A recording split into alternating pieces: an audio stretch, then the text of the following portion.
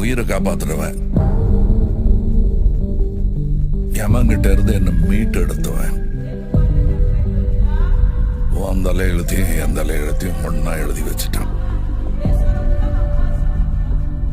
இனிமே நீ நானும் ஒண்ணு, கடைசி வரைக்கும்.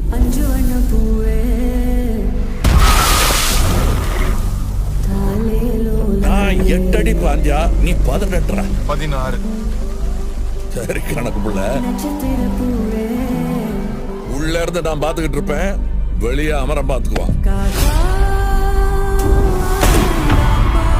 அமரம் தான் எல்லாத்தையும் பார்த்து பண்ணா நான் என்ன இதுக்கா?